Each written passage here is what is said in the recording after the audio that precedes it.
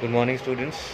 तो आज आप लोगों की अब आपके बुक्स से हटकर एक नई क्लास होगी और इस चैप्टर का नाम है सीरीज़। इस चैप्टर का नाम है सीरीज़। तो ये रीजनिंग का एक लॉजिकल रीजनिंग का एक चैप्टर है। तो ये सीरीज़ एक आपका लॉजिकल रीजनिंग का एक चैप्टर है जो कि आप लोगों को आना चाहिए। ये जीके में मैं इसलिए इंक्लूड कर रहा हूँ क्योंकि आगे जाके आपको 12th तक ये कोई सच आपको सब्जेक्ट में नहीं मिलेगा, लेकिन 12th के जस्ट बाद इसका बहुत इम्पोर्टेंस होता है। कोई भी आप एग्ज़ाम देते हैं या कुछ भी देते हैं तो ये आपको आना चाहिए। तो इसलिए मैं इस चैप्टर को आपके इसमें इंक्लूड कर रहा हूँ। और इनफैक्ट मैंने कुछ बच्चों के एग्ज़ाम में भी लॉजिकल रीजनिंग दिया था जिसमें आपको सीरीज़ बनानी थी। अब सीरीज़ समझते हैं होता क्या है। सीरीज़ का मतलब है कि आपको आगे का फिगर या आगे का नंबर, आने वाला नंबर या आने वाला अल्फ़ाबेट सोच के बताना है कि क्या हो सकता है। तो जैसे कि मैंने आपको आपके कुछ बच्चों के एग्ज़ाम में मैंने एक आपको क्वेश्चन दिया था जिसमें आपको ये फिगर दी थी, एक एरो राइट में है, ठीक है। फिर वो एरो ऊपर की तरफ मुड़ जाता है, फिर वो एरो एकदम सीधा खड़ा हो जाता है, फिर वो एरो इधर की तरफ मुड़ जाता है। अब आपको बताना था कि अगला एरो कैसा होगा। तो ये बहुत सिंपल सा क्वेश्चन था, ये जो इसका आंसर होना था। अब देखो कोई चीज़ है, कोई, अब मेरा ये पेन है, ठीक है। पहले ये पेन ऐसे था, फिर ये ऐसे हुआ, फिर ये ऐसे हुआ, उल्टी घड़ी चल रही है, फिर ये ऐसे हुआ। अब कहाँ, अब कैसे क्या होना चाहिए? तो अब ऑफ कोर्स सी बात है, इधर ही मुड़ेगा, ना नीचे मुड़ेगा ना ऊपर मुड़ेगा। जो हमारा पेन है वो आपका इस तरफ मुड़ेगा। तो इसी तरह जब अगर एरो यहाँ से शुरू हुआ है और फिर ऐसे आपका घूमते हुए इधर तक आ गया है, तो ऑफ कोर्स सी बात है कि आपका अगला जो एरो है वो आपका अगला एरो इधर को बने। ओके। तो जितने बच्चों ने ये आंसर लिखा है उनका मैंने मार्क्स दिया है, ठीक है, उनको पूरे मार्क्स मिले हैं। और इसके बाद मैंने आपको एक क्वेश्चन दिया था जिसमें मैंने आपको कुछ इस तरह की फिगर दी थी। एक आपका ये है डंडा, फिर उसमें एक लाइन और जुड़ जाती है, फिर एक लाइन और जुड़ जाती है। अब आपको गैस करना था कि अगला डंडा कैसे किस तरफ आना था। तो सबको पता है कि ये क्लॉकवाइज चल रहा है और ये एक बॉक्स बनने वाला है। तो ये जितनों ने ये बॉक्स बनाया था उनको ये मार्क्स मिलते, बट प्रोबेबली आप लोगों से ये क्वेश्चन नहीं हुआ था। तो इसी तरह के कुछ क्वेश्चंस हम करेंगे ताकि हमारी जो लॉजिकल रीजनिंग है वो आपकी स्ट्रांग हो जाए, ठीक है। तो लॉजिकल रीजनिंग का मतलब क्या होता है? आपको अगला फिगर, आपका सीरीज़ का क्या मतलब होता है कि जो आपका अगला फिगर है या आपका अगला अल्फ़ाबेट है या फिर आपका अगला नंबर है वो आपको गैस करना है। अब अगला नंबर से मेरा क्या मतलब है? जैसे कि मैंने यहाँ पे आपको कुछ 3-4 नंबर लिखता हूँ। जैसे कि यहाँ पे मैंने लिखा 2, फिर मैंने लिखा 4, फिर मैंने लिखा 6, फिर मैंने लिखा 8, और मैंने बस पूछा आपसे कि अगला नंबर क्या होगा। तो ये कैसे पता चलेगा? अब देखो 2 के बाद 4 है, ठीक है। तो 2 में कितना ऐड करा कि 4 आया? 2 में हमने 2 ऐड करा। फिर 4 में हमने कितना ऐड करा कि 6 आ गया? तो 4 में हमने 2 ऐड करा। फिर 6 में कितना ऐड करें कि 8 आ जाए? फिर हमने 2 ऐड किया।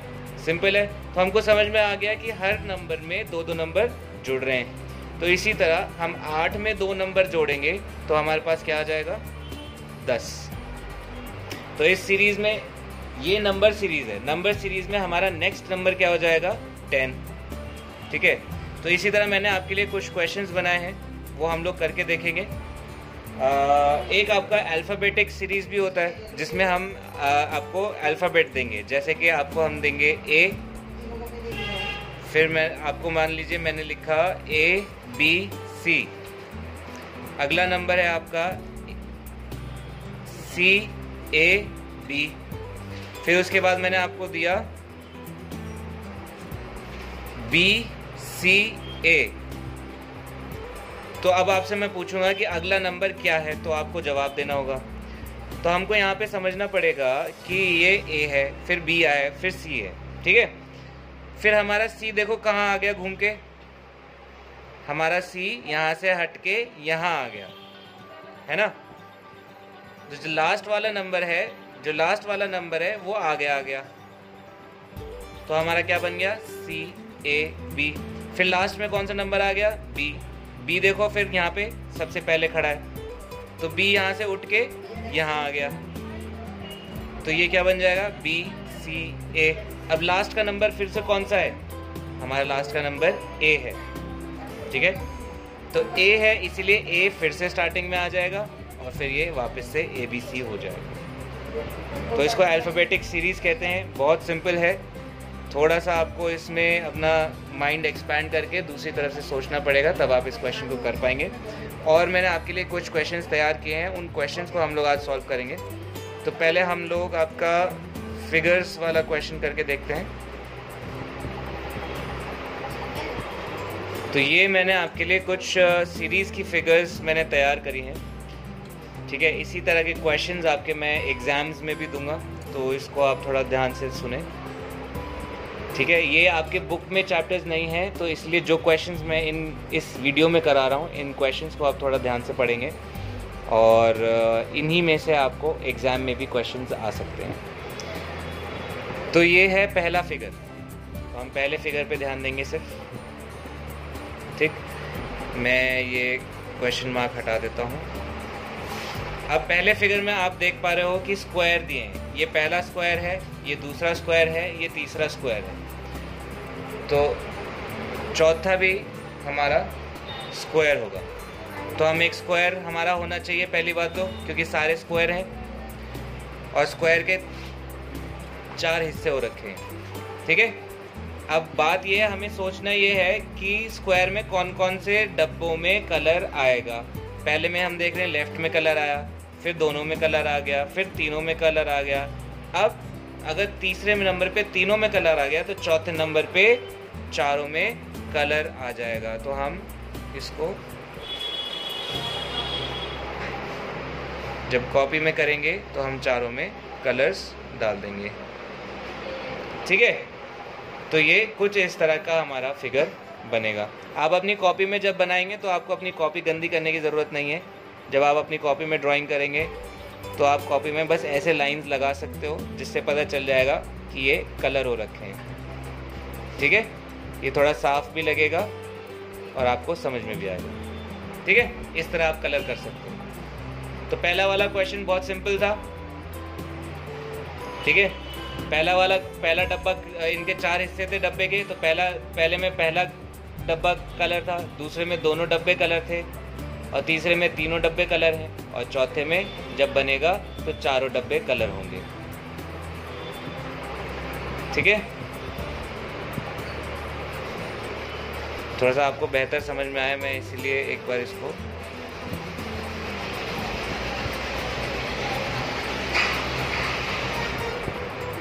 ठीक है, चारों डब्बे कलर होंगे। अब हम नेक्स्ट क्वेश्चन देखते हैं। नेक्स्ट में आप देखो, आपको क्या दिख रहा है, एरोज दिख रहे होंगे।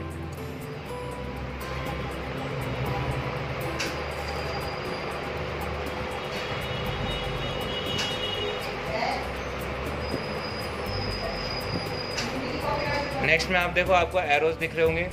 तो यहाँ पे जो सिर्फ नेक्स्ट क्वेश्चन पे ध्यान देंगे यहाँ तक, ठीक है। तो ये पहला जो फिगर है हमारा, आप देखो नीचे हैं 2 एरो, फिर दूसरे फिगर में साइड में राइट को मुड़ रहे हैं 2 एरोज, फिर तीसरी फिगर में एरोज ऊपर जा रहे हैं। तो पहला हमारा एरो कैसे था, नीचे था, ठीक है। फिर हमारा एरो कैसे हो गया, ऐसे मुड़ गया।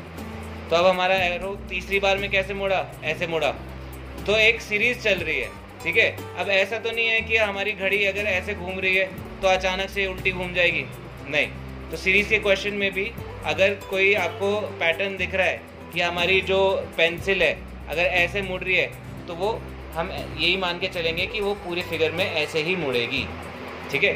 तो अगर यहाँ पे पहला नीचे है, फिर आपका साइड में मुड़ जाता है, फिर आपका ऊपर चला जाता है, तो अब ऑफकोर्स सी बात है, इधर तो जाएगा नहीं और टेढ़ा भी नहीं होगा, पूरा ही टेढ़ा होगा, क्योंकि यहाँ पे टेढ़ी के ऐसी ऐसी कोई फिगर नहीं दी हुई, हमको कैसी फिगर दी है, सीधी सीधी फिगर दी है।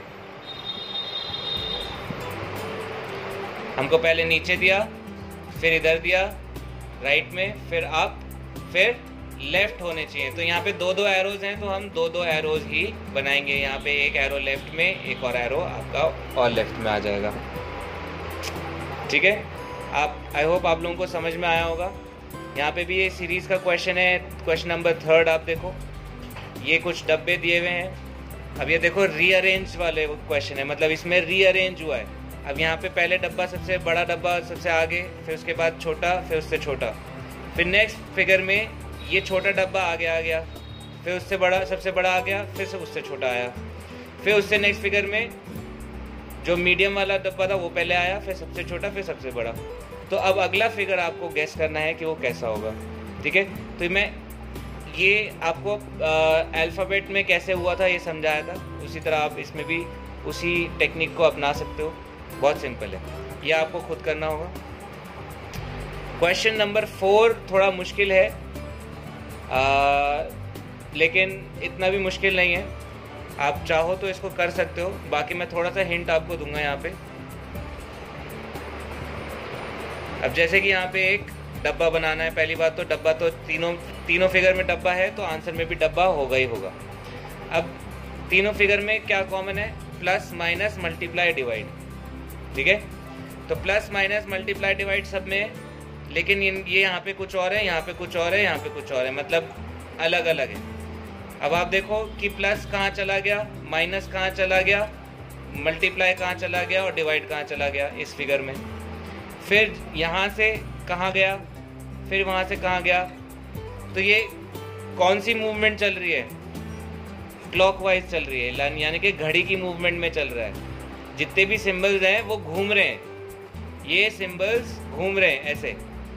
ठीक है, तो यहाँ पे अब अगले चक्कर में कौन सा सिंबल कहाँ पहुँचेगा ये आपको गेस करना है। ठीक है, बहुत सिंपल है। लास्ट वाला क्वेश्चन में काफ़ी इजी रखा है, आई होप इसको आप आराम से कर लेंगे। ये एक के अंदर एक 3 सर्कल हैं, तो पहले कौन सा कलर है, फिर दूसरा कौन सा कलर है, फिर तीसरा कौन सा कलर है, और चौथे में आपका कौन सा कलर होगा। ठीक है, ये आपको बताना है। तो ये आपके फिगर्स वाले सीरीज हैं। 2 क्वेश्चन मैंने आपको करा दिए हैं, बाकी के 3 क्वेश्चन आपको खुद करने हैं कॉपीज में। अगर किसी को नहीं समझ में आता है तो आप पूछ सकते हैं। बाकी हम अगले क्वेश्चंस की और हम बढ़ते हैं। अब हम आते हैं नंबर सीरीज की तरफ। तो जैसे कि मैंने आपको पहला क्वेश्चन आपको करके भी बताया, ये 2 है, फिर 4 है, फिर 6 है, फिर 8 है, यानी कि सब में क्या क्या जुड़ रहा है, +2, यहाँ पे भी +2, यहाँ पे भी +2 है ना। इसमें 2 जोड़े तो 4 आ गया, इसमें 2 जोड़े तो 6 आ गया, इसमें 2 जोड़े तो 8 आ गया। अब 8 में 2 जोड़ेंगे तो क्या आ जाएगा, तो ऑफकोर्स सी बात है 8 में 2 जोड़ेंगे तो 10 आ जाएगा। ठीक है, ये मैं आपको बता चुका हूँ पहले। अब जो हम क्वेश्चन करेंगे थोड़ा मुश्किल सा क्वेश्चन उठाएंगे। तो बेसिकली आप इतना समझ जाइए कि अगर कोई भी आप क्वेश्चन कर रहे हो तो उन दोनों के बीच में कितना डिफरेंस है वो आपको देखना है। जैसे दूसरा क्वेश्चन मैं आपको करके बताता हूँ। 2 और 3 में कितने, 2 से 3 पे आने में कितने जोड़ने पड़ेंगे, हमें 1 जोड़ना पड़ेगा। ठीक है, फिर 3 से 5 पे आने में कितने जोड़ना पड़ेगा, हमें 2 जोड़ने पड़ेंगे। फिर 5 से 8 में आने में हमें कितने जोड़ने पड़ेंगे, हमें 3 जोड़ने पड़ेंगे, है ना। अब फिर 8 के बाद हमें क्या जोड़ना चाहिए, ऑफ कोर्स सी बात है, यहाँ पे हम देख पा रहे हैं, सीरीज देख पा रहे हैं, यहाँ पे 2 2 2 जुड़ रहा था, यहाँ पे 1 2 3 जुड़ रहा है। तो 1 2 3 के बाद क्या जुड़ना चाहिए, 4। तो 8 में हम अगर 4 जोड़ेंगे तो हमारे पास आंसर क्या आ जाएगा, 12। ठीक है, तो ये नंबर सीरीज में आपको सिर्फ बीच का डिफरेंस देखना है कि इनके कितना कितना ऐड हो रहा है अगले नंबर में आने के लिए।